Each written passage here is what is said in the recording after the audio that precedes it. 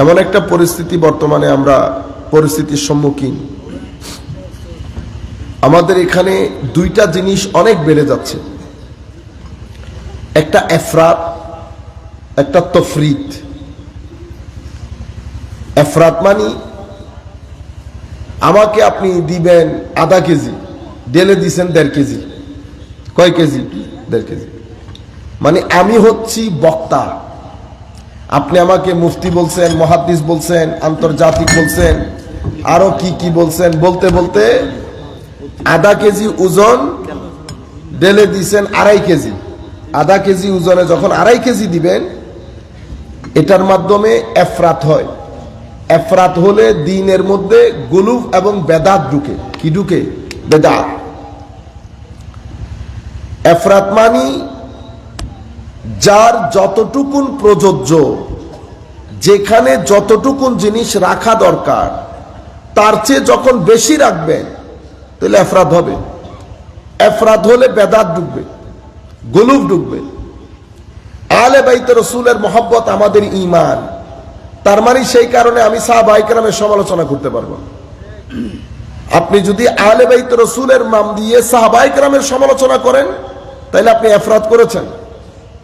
এটার মাধ্যমে কি ঢুকলো? বেদাত ঢুকেছে, গুলু ঢুকেছে। এটার রিয়াকশন হয় তাফরিতের মাধ্যমে। তাফরিত কি? তাফরিত হচ্ছে আমার দরকার 1 কেজি, আপনি বানাই দিলেন আমার আধা কেজি। বুঝতে পেরেছেন? মানে উনি এই ওজনের লোক, আপনি ওনাকে নিচে নামায় আর আধা কেজি 10-12 কেজি নিচে নামাইছেন। অর্থাৎ যেই জিনিস যেখানে রাখা দরকার এফরাত আলাইশা উপরে তুলছে, তাফরিত আলাইশা নিচে নামাইছে। এফরাতে কি চলতে? উপরে, তফরিতে নিচে। এফরাতের মাধ্যমে বেদাত ঢুকছে, তফরিতের মাধ্যমে বেয়াদবি ঢুকছে। কি ঢুকছে? বেয়াদবি। তফরিত উগ্রতার শিক্ষা দেয়, তফরিত নিজেই উগ্রপন্থী, উগ্রবাদী, আরেকজনকে উগ্রতার প্রতি উদ্বুদ্ধ করে। তফরিতের মাধ্যমে মেইনলি সমাজের মধ্যে বেয়াদবি ঢুকে গেছে। ইহুদি এবং নাসারা দুইটা গোষ্ঠী। নাসারা নবীর প্রতি সম্মান দেখাইতে দেখাইতে আল্লাহর ছেলে বানিয়ে দিয়েছে, আল্লাহর অংশ বানিয়ে দিয়েছে।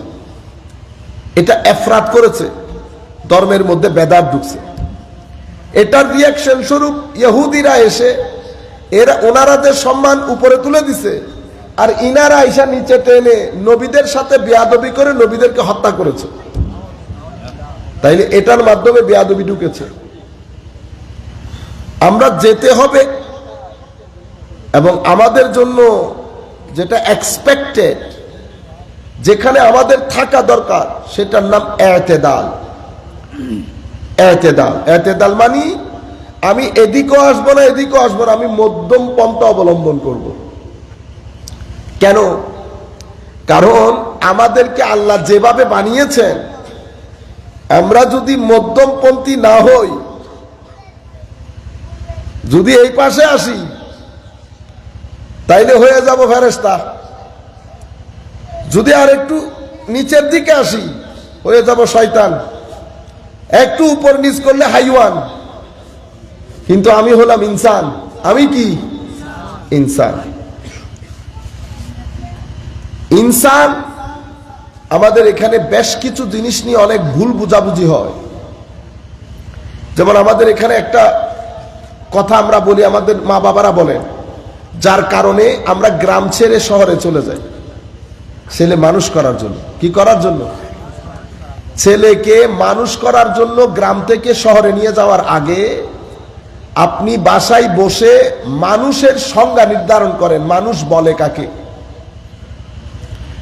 আমরা বেশিরভাগ লোক মানুষ বলতে আমরা মনে করি একটা ভালো স্কুলে লেখাপড়া করিয়ে আমার ছেলেকে যদি কোনো রকম ভালো একটা চাকরি দিয়ে দিতে পারি, এটার মানে হচ্ছে ভালো মানুষ। বেশিরভাগ ক্ষেত্রে আমাদের এটাই চিন্তা। আর যদি বিদেশে পাঠিয়ে দিতে পারি তাইলে তো আমার ছেলের উন্নতির কোনো শেষ নাই। এই বিষয়গুলো আমরা আবার রিডিফাইন করা দরকার, নতুন করে চিন্তা করা দরকার। সমাজের মধ্যে একটা সচেতনতার প্রয়োজন। কেন? কারণ যেই পরিস্থিতিতে আমরা বসবাস করছি, সেই পরিস্থিতিতে আমরা বেশ কিছু জিনিসের সম্মুখীন। প্রথম, আমাদের ঈমান, আকীদা এবং আখলাক, এই দুইটা জিনিস চতুর্মুখী হামলার শিকার। ঈমান আকীদার ক্ষেত্রে দুইটা জিনিস গুরুত্বপূর্ণ, একটা তৌহিদ, একটা রিসালাত। 7 স্তম্ভ আছে, সেটা যাচ্ছি না। তৌহিদ এবং রিসালাত গুরুত্বপূর্ণ, কিন্তু আধুনিক চিন্তা চেতনা, আধুনিকতা, বিজ্ঞান এগুলা এসে আমাদের ঈমান থেকে আল্লাহ, পরকাল এই বিষয়গুলা আমাদের যে গ্রিপ সেটা লুজ করে ফেলতেছে। সেই কারণে ছেলেরা আর মসজিদে যেতে চায় না। কবর ছেলেদেরকে এত বেশি ইম্প্যাক্ট করে না। ছেলেরা যার জন্মত করে লাইফ স্টাইল লিড করতেছে। ছেলেরা তো মুরব্বির দিকে দাবিয়ে যায়, ভয়ও করে না একবার। কেন? কারণ এই জায়গাগুলাতে তাদের বিশ্বাস একেবারে নড়েবড়ে হয়ে গেছে। আবার ধর্মের পোশাকে আমরা অনেক মানুষ ছেলেদেরকে এসে কেউ বলি না মাযহাব নাই, কেউ বলি হাদিস নাই, কেউ বলি নবী শেষ নবী না, না না না না, কেউ বলি নবী আমার মতো। এক একজনের এক এক মন্তব্য। এটাও আমাদের যারা তরুণ প্রজন্ম আছে বর্তমান সময়ে, তাদেরকে ফ্রাস্ট্রেটেড করে, ডিস্টার্ব করে। এই ধরনের কথাবার্তাগুলা ফ্রাস্ট্রেটেড করে তাদেরকে ঈমান, আকীদা, দ্বীন ধর্ম থেকে তাদের মন তুলে ফেলে। তৃতীয় নম্বর যে ঘটনাগুলো ঘটতেছে সেটা হচ্ছে সংস্কৃতি এবং আধুনিকতার নাম দিয়ে আমাদের এখানে অশ্লীলতা বেড়ে গেছে। আর ছেলে মানুষ করার নাম দিয়ে আমরা যেই জীবনের দর্শন গ্রহণ করেছি, সেই জীবন দর্শন আমাদের সমস্ত সম্পর্কগুলাকে আস্তে আস্তে আস্তে আস্তে কি করে দিচ্ছে? মিটিয়ে দিচ্ছে। আমরা থেকে আমিতে পরিণত হচ্ছি। আগে কি ছিলাম? আমরা, এখন হয়ে যাচ্ছি আমি। কিসের নাম দিয়ে? ছেলেদেরকে মানুষ করার নাম দিয়ে। ছেলেকে মানুষ করা বলতে কি বুঝায়? আপনি মানুষ করার আগে মানুষ বুঝেন। আমি কি, কেন এসেছি, উদ্দেশ্য কি, আমাকে আল্লাহ কিভাবে বানিয়েছেন। কারণ আপনি যদি মানুষ কাকে বলে এটা বুঝতে ভুল করেন, তাইলে আপনি মানুষের সাথে ডিল করতে পারবেন না। যদি মানুষের সাথে ডিল করতে না পারেন, তাইলে আপনি ইমব্যালেন্স হয়ে যাবেন। কি হয়ে যাবেন? ইমব্যালেন্স। যদি ইমব্যালেন্স হয়ে যান, তো আপনার কিছু জিনিস বেড়ে যাবে সমাজের মধ্যে, কিছু জিনিস কমে যাবে। যেটা বেড়ে যাবে সেটা আপনি নিতে পারবেন না, যেটা কমে যাবে সেটা আপনি হজম করতে পারবেন না। কিরকম? দেখেন, আল্লাহ রাব্বুল আলামিন আমাকে শুধু শরীর দিয়ে বানাই নাই। আমি শুধু শরীর না, আমার ভিতরে মনও দান করছে। কি দান করছে? মন। কেন যেন আমরা এই জিনিসটাকে পুরা পৃথিবীর মধ্যে এটাকে ইগনোর করি, অ্যাভয়েড করি। বর্তমান সময়ে আমরা শুধু শরীর কেন্দ্রিক। আমরা যখন 15 বছরের ছিলাম, 12-15 বছরের, আমরা দেখতাম আমাদের মা বাবারা কিচেনের দরজা, রান্নাঘরের দরজা কখনো খুলে নাই যতক্ষণ কোরআনের তিলাওয়াত, নামাজ আমরা মসজিদ থেকে পড়ে আসি নাই। কেন? কারণ রুর খাদ্য দেওয়ার আগে ওনারা শরীরকে খাদ্য দেয় না। আগে কিসের খাদ্য দিছে? রুর খাদ্য। রুর খাদ্য দেওয়ার আগে শরীরের খাদ্য যদি দিয়ে দেন, তো রু দুর্বল হবে। রু দুর্বল হলে টেনশন বেড়ে যাবে, অস্থিরতা বেড়ে যাবে, অশান্তি বেড়ে যাবে, ডিপ্রেশন বেড়ে যাবে, মানসিক স্বাস্থ্য ক্ষতির সম্মুখীন এবং হুমকির সম্মুখীন হবে। আমেরিকা পারতেছে আজকে? আমেরিকাতে হসপিটালের অভাব আছে, বিশ্ববিদ্যালয়ের অভাব আছে, বড় বড় অপারেশন করতেছে না। এত স্বাস্থ্য, এত কিছুর পরেও মানসিক স্বাস্থ্যের প্রতি যত্নবান না হওয়ার কারণে আমেরিকার মতো রাষ্ট্র হিমশিম খেতে হচ্ছে, ইংল্যান্ডের মতো রাষ্ট্র পাগল হয়ে যেতে হচ্ছে। আমি পারবো যদি আমাদের রাষ্ট্র সেরকম হয়? কেন? তারা শরীরের শারীরিক স্বাস্থ্যের প্রতি যেই মন দিয়েছে, তার বিন্দু পরিমাণ মন তারা মানসিক স্বাস্থ্যের প্রতি দেয় নাই। কারণ তারা ভুলে গেছে আমরা শুধু শরীর না, আমাদের মনও আছে, আমাদের মনও আছে। আপনি মন খারাপ করেছেন, মন খারাপ করে ঘরে এসেছেন, আপনি কাউকে বলতে হয়েছে আপনার যে মন খারাপ? যেই দেখেছে সেই বুঝছে আপনার মন খারাপ। কি কারণে? কারণ আপনাকে আল্লাহ একটা মুখ দিয়েছেন, এটা হচ্ছে প্রিন্টার। এটা কি? প্রিন্টার। এর ভিতরে যা এটা প্রিন্টেড হয় এখানে, বুঝতে পেরেছেন? আপনি আনন্দিত, খুশিতে একেবারে গদগদ, চাকরি পেয়েছেন। আপনি বাসায় এসে কাউকে কিছু বলতে হয় নাই, চেহারা দেখে আপনার মাই জিজ্ঞেস করতেছে আজকে খুশি খুশি যে। আপনি কি আপনার মাকে বলছেন? বলেন নাই। আপনি কি হাসি দিছেন? হাসিও দেন নাই।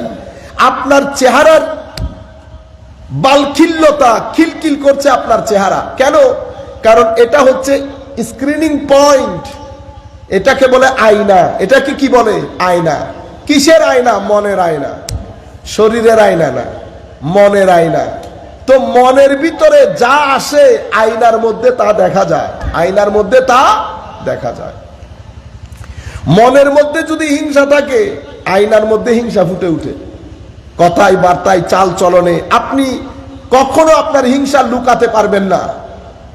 আমরা যখন প্রত্যন্ত অঞ্চলে যেতে হয় না, পুরা বাংলাদেশ ব্যাপী, ঠিক আছে? গত পরশু আমরা একটা জায়গায় ছিলাম, পরশুর আগের দিন বুধবার একটা জায়গায় ছিলাম, মাহফিল চলতেছে। মাহফিল যখন চলতেছে, কারণ এখানে মাহফিল হচ্ছে, হুজুর তাকরীর করতেছে, আমি কখনো উচ্চ আওয়াজ তাকবীর নিয়ে এখানে উঠবো না।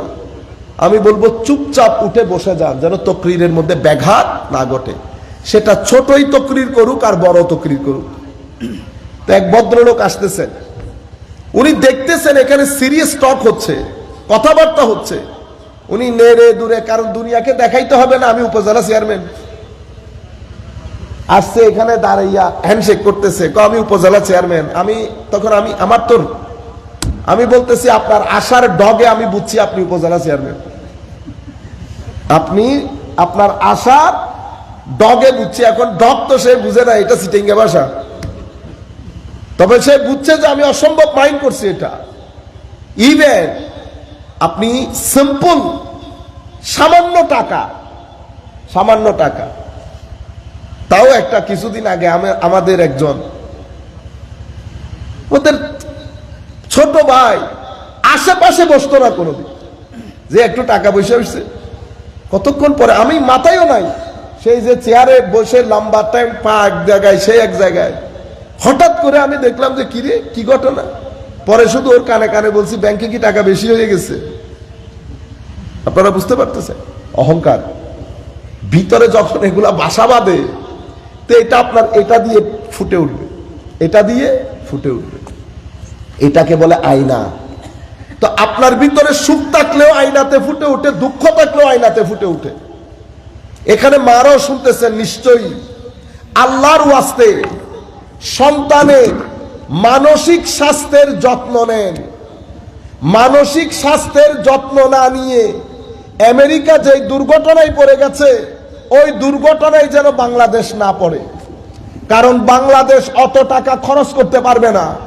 আমেরিকার টাকা আছে, সেই কারণে তারা তাদের ছেলেদের ডিপ্রেশন, হতাশা ঠেকাতে বছরে মিলিয়ন মিলিয়ন ডলার খরচ করে। তাদের টাকা আছে, তারা খরচ করুক। তাদের ছেলেরা শু করে 18 জন মেরে ফেলে, এমনি করে এসে কি মানসিক সমস্যা। দুইটারে ধুলাই দিলে তৃতীয় দিন আর কেউ আসবে না, মানসিক সমস্যা। আমি একজনকে বলতেছি, এটা মানসিক সমস্যা বন্ধ হওয়ার না, নর্মাল আমাদের দেশীয় পুলিশ। আল্লাহ, আপনাদের এই কথাগুলো বড় খারাপ লাগে। 18 জন ওইসা মাইরা ফেলছে, 14 বছরের পোলা। মানসিক সমস্যা, আল্লাহ কিচ্ছু করতে হবে না।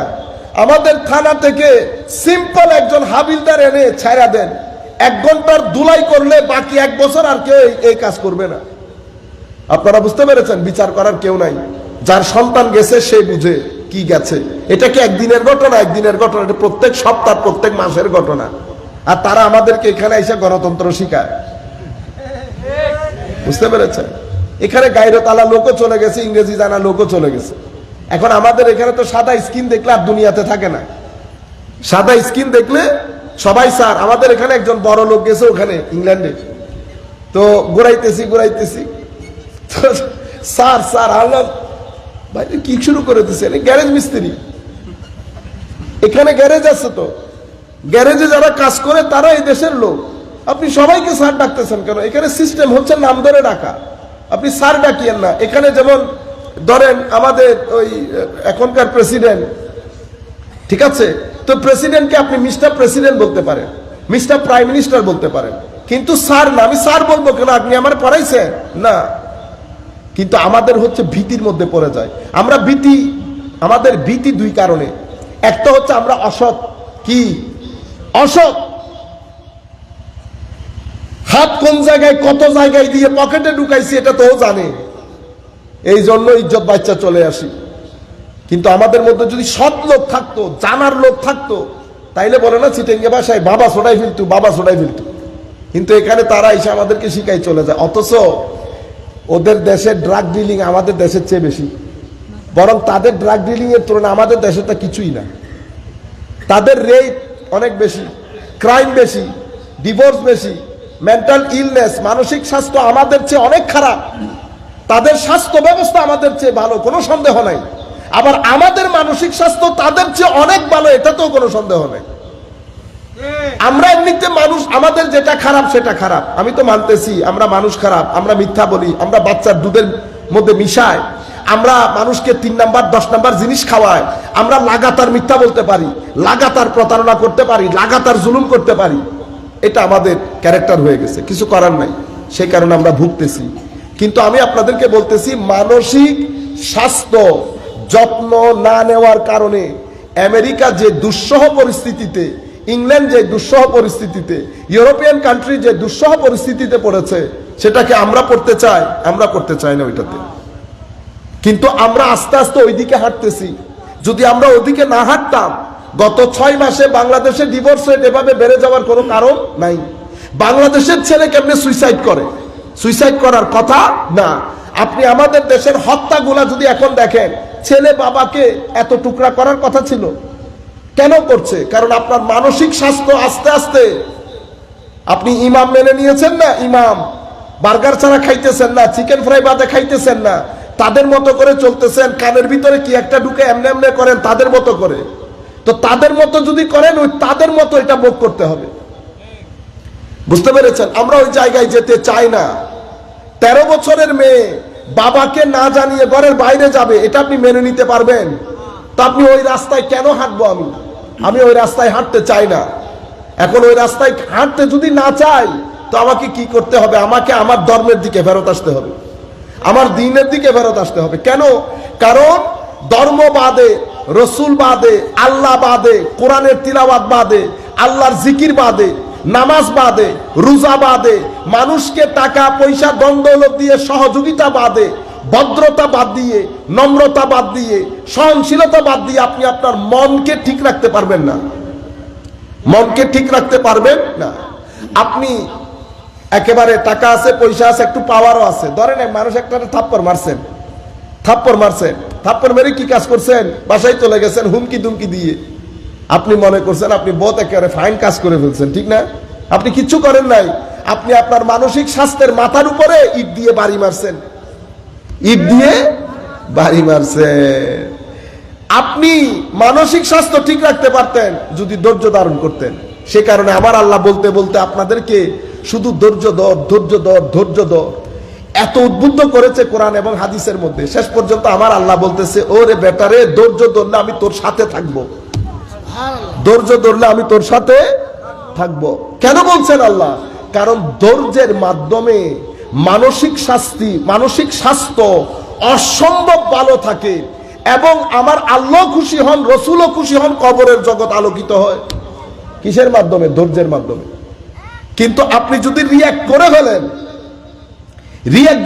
ফেলেন, তো রিয়াক্ট করলে কি হবে?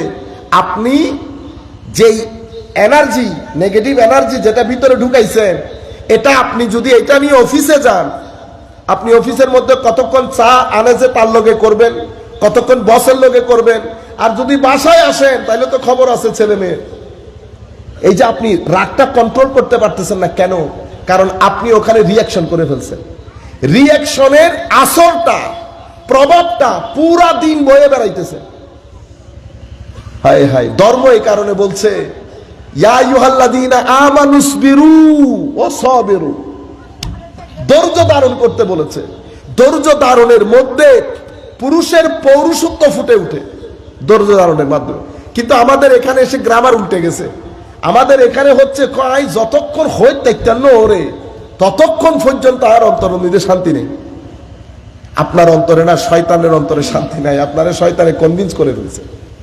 বুঝতে পেরেছেন? সেই কারণে এই জায়গাগুলাতে আমাদের মারও যেহেতু শুনছেন, আসেন মানুষ কি, আপনি যে মানুষ বানাইতে গেছেন, আপনি তাকে মানুষ বানান নাই, আপনি তাকে তার শরীরকে কিভাবে যত্ন নিবে সেটা শিখিয়েছেন, তার মনের যত্ন শিখান নাই। কিভাবে?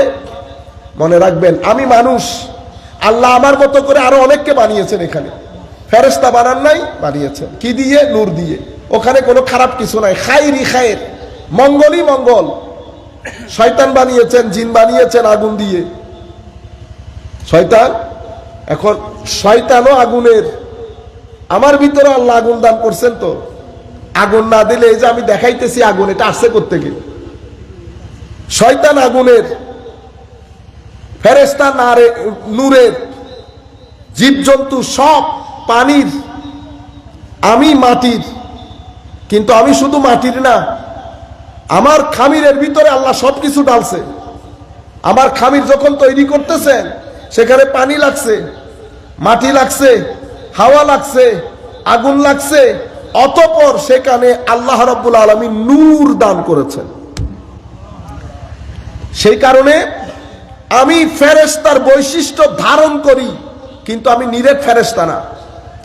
আমি শয়তানের বৈশিষ্ট্য ধারণ করি, আমি নিরেট শয়তানও না। হাইওয়ানের বৈশিষ্ট্য ধারণ করি, নিরেট হাইওয়ানও না। আমি কে? আমি ইনসান।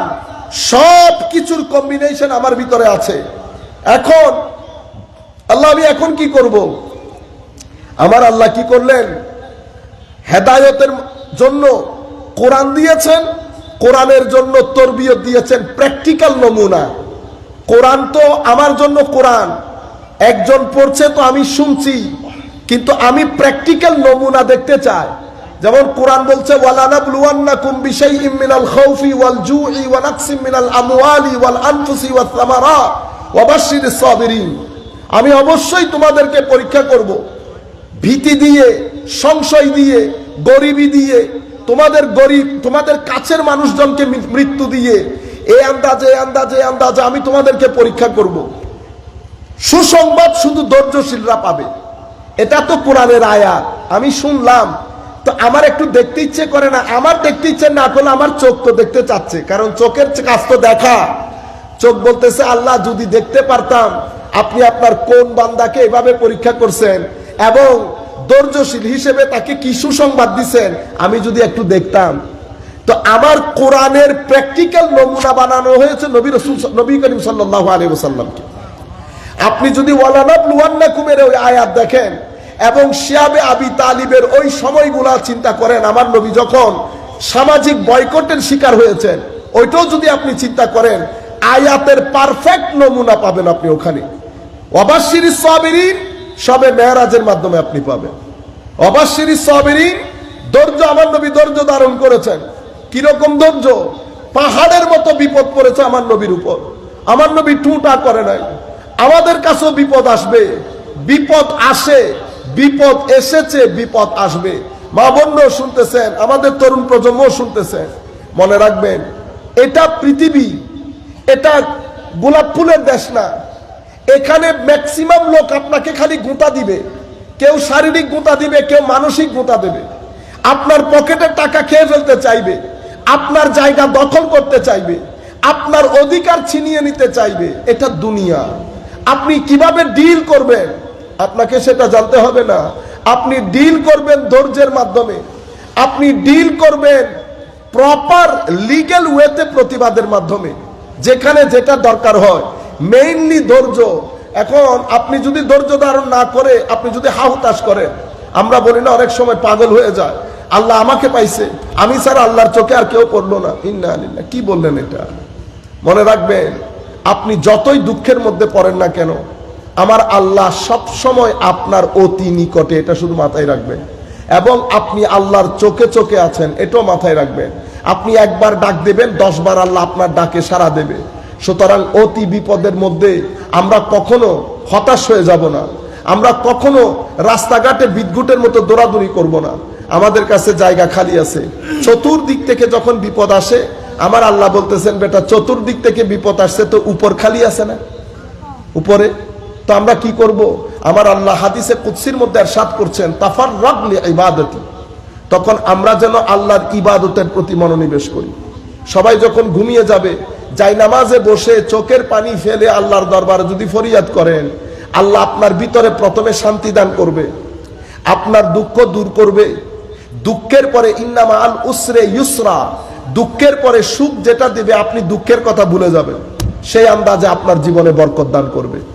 এটা কখনো সেই কারণে কখনো নিরাশ হবেন না। আমার নবীও সাল্লাল্লাহু আলাইহি ওয়াসাল্লাম অনেক দুঃখ কষ্টের মধ্যে ফাবাশশিরিস সাবিরিন, আমার আল্লাহ শেষ পর্যন্ত মেরাজের মধ্যে নিয়ে গেছেন, আমার আল্লাহ মেরাজের মধ্যে নিয়ে গেছেন। সুতরাং কখনো এই ধরনের বিপদ আপদের মধ্যে হতচকিত হয়ে যাবেন না। আমি আপনাদেরকে যে জিনিসটা বুঝাচ্ছি, তাহলে আমি মানুষ হিসেবে আমরা কি শেষ করে দেব? অসুবিধা হচ্ছে? শেষ করে দেবে আপনি, তার বেশিতে 10-12 মিনিট। আল্লাহুম্মা সাল্লি আলা সাইয়্যিদিনা মাওলানা মুহাম্মদ ওয়া আলা আলি সাইয়্যিদিনা মাওলানা মুহাম্মদ। তাহলে আমার ভিতরে আল্লাহ একটা শরীর দিয়েছেন, একটা মন দিয়েছেন। শরীরের জন্য আমাকে পড়তে হয়, চাকরি করতে হয়, টাকা ইনকাম করতে হয়, সবকিছু করতে হয়। টাকা পয়সা, ভালো স্কুল, ভালো খাওয়া, ভালো গাড়ি কিছুক্ষণের জন্য আপনাকে সুখ দেয়, এটা চিরস্থায়ী সুখ দেয় না। এক সপ্তাহ পর আপনি সব ভুলে যাবেন। মার্সিডিস মার্সিডিস মার্সিডিস দেয় আপনারে, মার্সিডিস বেশিতে 1 মাস আপনার মনে থাকবে, তারপর আপনি মনে করবেন দূর রিক্সা আরো অনেক ভালো। এটা মানুষের নিয়ম। আপনি যখন জায়গা পেয়ে যাবেন, অক্সফোর্ড অক্সফোর্ড অক্সফোর্ড অক্সফোর্ডে পড়ে চলে আসছে, ছেলে ভুলেও গেছে সে যে অক্সফোর্ডে পড়ছে। মনে রাখবেন, টাকা বলেন, পয়সা বলেন, চাকরি বলেন, খাওয়া দাওয়া বলেন, গাড়ি বাড়ি বলেন, এগুলো আপনাকে শান্তি দেয়, তবে নির্দিষ্ট সময়ের জন্য। 1 সপ্তাহ, 2 সপ্তাহ, 1 মাস, এরপরে বেনিশ, এরপরে বেনিশ। এগুলো কোনোটার মধ্যে আপনি শান্তি পাবেন না। কেন? কারণ শান্তির জায়গা মন।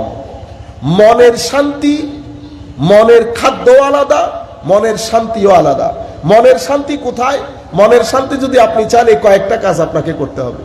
মনের শান্তি আল্লাহর জিকিরের মধ্যে, নামাজের মধ্যে, কোরআনের তিলাওয়াতের মধ্যে, আউলিয়া ইকরামের জিয়ারতের মধ্যে, খানেকায় বিশুদ্ধবারে বসে জিকির করার মধ্যে, আল্লাহর ওলিদের জীবন কাহিনী পড়ার মধ্যে, আমার নবীর সিরতের কিতাব পড়ার মধ্যে, মাহফিলে বসার মধ্যে, মানুষকে সহযোগিতা করার মধ্যে। আপনি একজনের টাকা দরকার, তারে 50টা টাকা দিলেন, এটার মধ্যে আপনার মন কি পায়? খাদ্য পায়। গরিব আত্মীয় স্বজনকে দেখভালের মধ্যে। এখন আপনি মানুষ করার নাম দিয়ে আত্মীয় স্বজন থেকে আলাদা করে ফেলছেন। আপনি লেখাপড়া ঠিকই করছেন, মন তার খাদ্য পায় নাই, মন তার খাদ্য পায় নাই। শরীর শক্তিশালী হয়েছে, মন দুর্বল হয়ে গেছে। আপনি ইমব্যালেন্স করে ফেলেছেন। যেই ইমব্যালেন্স করেছে, মন এবং শরীর দুইটা যদি ব্যালেন্স করতে না পারেন, তা আপনি টেনশন মুক্ত রাখতে পারবেন না আপনার ছেলেকে, ডিপ্রেশন মুক্ত রাখতে পারবেন না আপনার ছেলেকে। সে আত্মীয় স্বজনের কাছে যাবে না, সে এক ধরনের একটা জীবন যাপন করবে এবং তার ভবিষ্যৎ অনেক খতরনাক হয়ে যাবে, করোনার চেয়েও ভয়াবহ। আমরা মনে করেছি দিন ধর্ম পালন করলে করলাম, না করলে নাই, কবরের মধ্যে কেউ কি দেখেনি? আমি আপনাকে এতক্ষণ পর্যন্ত যে কথা বলতেছি, একটা কথা কবরের বলি নাই, দুনিয়ার বলতেছি। আপনি আমার নবীর দিন বাদ দিয়ে আপনি দুনিয়ার মধ্যে যদি শান্তি পাইতেন, তো আমেরিকাওয়ালারা শান্তি কিনে, পৃথিবীর থেকে শান্তি কিনে আমেরিকাওয়ালারা ওখানে স্টকের মধ্যে রেখে দিত। কিন্তু শান্তি নাই। শান্তির খোঁজে এখানে আসে, শান্তির খোঁজে পৃথিবীতে ঘোরে। সম্মানিত উপস্থিতি, শান্তির মূল জায়গা তৌহিদ। শান্তির মূল জায়গা কি? তাওহীদ। তাওহীদ হচ্ছে আমাদের ঈমানের প্রাণ, আমাদের ঈমানের মূল, আমাদের ঈমানের শিকড় হচ্ছে তাওহীদ। তাওহীদের চাবি হচ্ছে রিসালাত। তাওহীদের চাবি কি? রিসালাত। রিসালাতের মূল শিকড় হচ্ছে আনুগত্য তথা এতাত। আর এতাত এবং আনুগত্যের চাবি হচ্ছে মহব্বত। কয়টা পাইলেন? চারটা জিনিস। একটা হচ্ছে আমাদের ঈমান, ঈমান বাদে মনের খাদ্য আসবে না, মনের খাদ্য আসবে না। আপনারা আমাদের মারা রেগে যান, ছেলে যখন বউ নিয়ে কক্সবাজারে গেছে, আমাদের মারা রেগে যান, মন খারাপ করেন। মারা যদি শুনে থাকেন, মাদেরকে বলতেছি সব জায়গায় মন খারাপ করতে হয় না, সব জায়গায় মন খারাপ করতে হয় না, বরং ছেলেদেরকে বলেন আমাকেও নিয়ে যাও, পৃথিবী দেখবেন, সৌন্দর্য দেখবেন। এখন ছেলেরা সৌন্দর্য কি দেখবে? ছেলেরে নিয়ে গেছি জাফলংয়ে, সুন্দর না? সে সুন্দর তো দেখে নাই, ও মোবাইলের মধ্যে ঢুকে আছে, মোবাইল ইউজ করতে করতে ঘুমাই গেছে, ওই ঘুমের মধ্যে জাফলং চলে গেছে। এগুলা করবেন না। পৃথিবী দেখবেন, ঘরে বসে সুবহানাল্লাহ সুবহানাল্লাহ সুবহানাল্লাহ যদি 1,00,000 বারও বলেন, ওই সোয়াব হবে না যেই সোয়াব আল্লাহর দুনিয়া দেখার পরে মন থেকে যখন বলবেন ও সুবহানাল্লাহ, আপনি যখন এটা মন থেকে বলবেন, ওইটা যেই জিন্দেগি আপনার রুর ভিতরে সঞ্চারিত করবে, এটা আপনি তসবির মধ্যে 1000 বার বললেও ওই জিন্দেগি আসবে না। তাইলে ঈমানের প্রাণ হচ্ছে তৌহিদ, তৌহিদের চাবি হচ্ছে রেসালত, রেসালতের মূল প্রাণ হচ্ছে এতাত আনুগত্য, আনুগত্যের চাবি হচ্ছে মহব্বত। তাইলে টোটাল কয়টা পাইলাম? একটা ঈমান, একটা তৌহিদ, একটা রেসালত, একটা এতাত, একটা মহব্বত। তৌহিদ অনেক গুরুত্বপূর্ণ জিনিস। তৌহিদ আপনার ভিতরের জগৎকে সুন্দর করে, নুরানি করে। আমাদের আফসোসের বিষয় হচ্ছে সবকিছু নিয়ে আমরা ডিভিশন করে ফেলেছি। কিছু স্টেজের মধ্যে আমরা শুধু তৌহিদের কথা বলি এবং নামাজ দোয়ার কথা বলি, এতাত সুন্নতে রাসূল। এখানে রেসালতের কথাও নাই, মহব্বতের কথাও নাই। সেই কারণে এই ধরনের স্টেজে যারা যায়, এই ধরনের বক্তার বক্তব্য যারা শুনে, এই ধরনের ওয়াজে যারা বসে, তারা নামাজ পড়ে, আমল করে অনেক, কিন্তু মহব্বত, শবে বরাত, মুহররম, এটা তাদের ভিতরে বিন্দু পরিমাণ দাগ কাটতে পারে না। যায় একেবারে রবিউল আউয়াল শরীফও চলে যায়, ভিতরে কোনো আওয়াজ নাই, নাকের মধ্যে বিরিয়ানির খুশবু পর্যন্ত লাগে না। আপনি এভাবে এক পেশে হয়ে গেছে। আবার আরেক পাশের মধ্যে শুধু রেসালত এবং মহব্বত, তৌহিদের আলোচনাও নাই, সুন্নতে রাসূলের আলোচনা সেই অর্থে নাই। ইনাদের অডিয়েন্সের মধ্যে, মানে আমাদের অডিয়েন্সের মধ্যে নামাজের প্রতি সেই গুরুত্ব নাই, কারণ তারা ভিতর থেকে একটা আত্মতুষ্টিতে ভুগে যে নামাজ না পড়লে হুজুর বলছে তো মহব্বত হইল আসল, মহব্বত হইল আসল, নামাজ দোয়া পড়তে হয় না। সেই কারণে আমাদের এখানে নামাজ দোয়া কম। নামাজ দোয়া যিনি মাহফিল করতেছেন, উনি কিন্তু মাহফিলের দিন আসরের সময় টুপিটা পড়ছে, ওই দিন ফজরের নামাজ, জোহরের নামাজ আল্লাহ পাক জানে, ইল্লা মাশাআল্লাহ, সবাই তো আর এক ধরনের না। আমি বেশিরভাগ বলতেছি আপনাদেরকে, সব ডিভিশন হয়ে গেছে।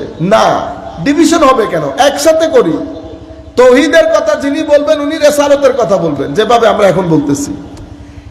সুন্নতে রাসূলের কথা যিনি বলবেন, উনি মহব্বতে রাসূলের কথা বলবেন। তাহলে তো আর ঝগড়া থাকলো না। আপনারা বুঝতে পেরেছেন? আমাদের এখানে আবার সুন্নতে রাসূল আমাদের ইন্টারেস্ট অনুযায়ী মিঠা খাইতে হবে, এটা সুন্নতে রাসূল। ও ভাই, একদিন না খাইয়া থাকা, এটা সুন্নতে রাসূল। শুধু মিঠা খাওয়া সুন্নত না, হরদম সত্য কথা বলো, এটা আমার নবীর সুন্নত। মানুষের সম্মানে একেবারে এক পাশে রাস্তার নিচের দিকে তাকিয়ে হাঁটা, এটা আমার নবীর সুন্নত। পকেটে যা আছে মানুষকে দিয়ে দেওয়া, এটা আমার নবীর সুন্নত। আপনি শুধু মিঠা খাওয়া সুন্নত পাইলেন, আরেকজন শুধু দাড়ির মধ্যে সুন্নত। কোন জায়গায়? দাড়ির ভিতরে সুন্নত, কিন্তু মানুষের সাথে সদ্ব্যবহার করাও যে সুন্নত, সেটা সে জানে না। সেই কারণে গাল ভর্তি দাড়ি। কিন্তু কিছুদিন আগে একটা প্রোগ্রামের মধ্যে আপনারা দেখছেন হয়তো, মানুষই মানুষ। তো সেখানে আমাদের অনেক বড় অফিসার, উনি আমাকে দেখে একটা ছবি তুলতে চেয়েছেন আর কি। আমার কাকা পিছনে বসা, কাকার এক মুখ দাড়ি, কাকা 2 মিনিটে উঠে পারে নাই, তার উপর থেকে তুললে একটা আসার মারে। ইন্না লিল্লাহ। এটাকে অভদ্রতা বলে। কি বলে? অভদ্রতা। অহংকারের কারণে অভদ্রতা। আর আমার আল্লাহ অহংকারীকে ভালোবাসেন না। তাহলে আপনার এটার সাথে ওইটা যায় নাই, কারণ আপনি সুন্নত বুঝতে ভুল করেছেন। সুন্নত বুঝতে ভুল করেছেন।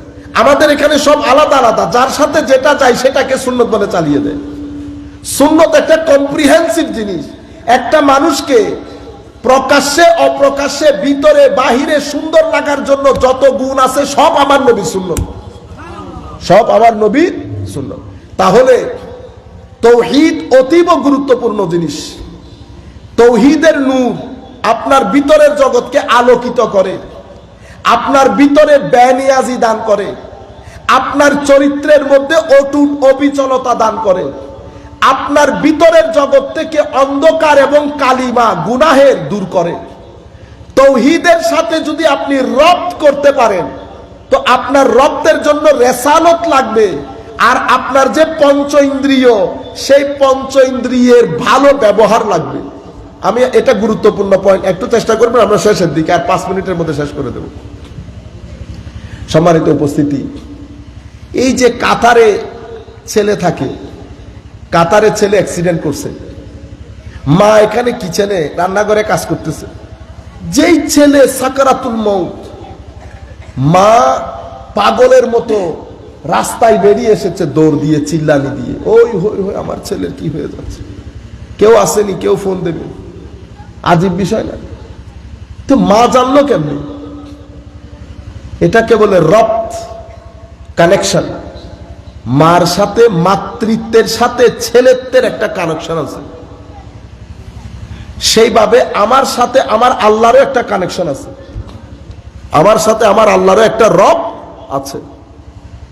মা যেমন সন্তানের দুঃখে দুঃখী হয়েছে, ঠিক সেভাবে আমার দুঃখেও আল্লাহ দুঃখী হন, আমার সুখেও আল্লাহ সুখী হন, যদি কানেকশন থাকে। কানেকশনটা কখন হয়? যখন এই পৃথিবী যখন আল্লাহ সাজিয়েছেন, পৃথিবীতে সব ভালো জিনিস দেন নাই আল্লাহ, খাইর এবং শার, ফাআলহামাহা ফুজুরাহা ওয়া তাকওয়াহা, খাইর এবং শার দিয়ে আল্লাহ পৃথিবীকে সাজিয়েছেন। এখন কানেকশন তৈরি কেমনে করে? আপনার চোখ দিয়ে যদি খাইর দেখেন, হাত দিয়ে যদি খাইর ধরেন, মুখ দিয়ে যদি খাইর বলেন, কান দিয়ে যদি খাইর শুনেন, অটোমেটিক্যালি আপনি কিভাবে যে আল্লাহর সাথে আপনার কানেকশন হয়ে যাবে আপনি বুঝতেও পারবেন না। আমাদের কানেকশন হয় না কেন? কারণ আমরা 2 মিনিট খাইর দেখি, 2 মিনিট শার দেখি, আর কেউ একেবারে শারের ভিতরে থাকে। ওয়ালি কাদেরকে বলে? যারা তাদের পঞ্চ ইন্দ্রিয় এবং ভিতর সবকিছু দিয়ে শুধু খাইরের দিকে তাকিয়ে থাকে, শুনে বলে, তাদেরকে আল্লাহর ওয়ালি বলে। তারা এটার মাধ্যমে কানেকশন তৈরি করে। কানেকশন তৈরি করার পরে এই যে ভালো জিনিস দেখতেছে, আপনি যা দেখবেন সেটা যদি ভালো হয়, এটা আপনার ভিতরের জগৎকে এফেক্ট করবে, ইম্প্যাক্ট করবে। যা শুনবেন, কোরআনের আয়াত শুনেছেন, ভিতরে নূর গেছে। গান শুনে শুনে পুরো জিন্দেগি অতিবাহিত করেছেন দিন, ভিতরে অন্ধকার গেছে। চোখ দিয়ে মা বাবা দেখেছেন, কাবা দেখেছেন, সৌন্দর্য দেখেছেন, নূর গেছে। চোখ দিয়ে অন্য কিছুকে দেখেছেন, অন্ধকার গেছে। এখন সিদ্ধান্ত আপনার, ভিতরের জগতে কি অন্ধকার রাখবেন না আলো রাখবেন? আমরা বেশিরভাগ সময় অন্ধকার রাখি। আল্লাহর ওয়ালিদেরকে বলি এই কারণে বলা হয়, তারা আলো দিয়ে সিনাকে ভরপুর করে, তারা সোর্স অফ এনার্জি হয়ে যায়, শুধু নূর না, নূরের মার্কাজ হয়ে যায়। সেই কারণে তারা দুনিয়া থেকে চলে যাওয়ার পরেও তারা দুনিয়া থেকে চলে যায়, এনার্জির কোনো বিনাশ নাই, এনার্জির কোনো মৃত্যু নাই। আপনি তার রোজা, তার কবরে, মাজারে দাঁড়ালেই তার এনার্জি আপনার ভিতরকে এফেক্ট করবে, ইম্প্যাক্ট করবে, সেটা যত হাজার বছর পরে হোক, কারণ এনার্জির কোনো মৃত্যু নাই। তো আমার সাথেও আমার আল্লাহর একটা রব তৈরি হতো। রব তৈরির একমাত্র উপায় পঞ্চ ইন্দ্রিয়কে পজিটিভ কাজে ব্যবহার করে নেগেটিভ কাজ থেকে দূরে রাখা। যখনই কোনো নেগেটিভ কাজ হবে, আমি তওবার মাধ্যমে আল্লাহর দরবারে সারেন্ডার করা। যখন তওবা অতঃপর তওবা অতঃপর তওবা আসতে থাকবে, আপনার ভিতরের পজিটিভ এনার্জি বাড়তে থাকবে, নূর বাড়তে থাকবে। যেই নূর বাড়বে, আপনার ভিতর থেকে হতাশা দূরীভূত হয়ে রুর মধ্যে জিন্দেগির সঞ্চার হবে, আপনি মানুষ হবেন, আপনি মানুষ হবেন। মানুষ হওয়ার জন্য ছেলেকে বলতে হয়, আমার মা বাবার আল্লাহর সৃষ্টির আত্মীয় স্বজনের পাড়া প্রতিবেশীর অধিকার কি, তাদের সাথে শেয়ারিং কিভাবে করতে হয়, ছেলেদের সাথে খেলতে দিতে হয়, মিশতে দিতে হয়, তখন আপনার ছেলে মানুষ হবে, অন্যথায় না। আমি আর কথা না বাড়াই, কালকে যেহেতু জুমার নামাজ এবং পরীক্ষাও আছে ছেলেদের। অনেক ধন্যবাদ আপনাদের, আপনারা এতক্ষণ পর্যন্ত এখানে এভাবে বসে থাকবেন আমি স্বপ্নও কল্পনা করি নাই। আল্লাহ রাব্বুল আলামিন আমাদের হামি ও নাসির হোক, মাওলাই করিম আমাদেরকে কবুল করুক। যারা আয়োজন করেছেন আমি সবার জন্য দোয়া করি, আল্লাহ রাব্বুল আলামিন আপনাদেরকে আহসানুল জাযা দান করুক। আমা আলাইনা ইল্লাল বালাগুল মুবিন। আসসালামু আলাইকুম ওয়া রাহমাতুল্লাহ। আলহামদুলিল্লাহ, আলহামদুলিল্লাহ। দীর্ঘক্ষণ যাবত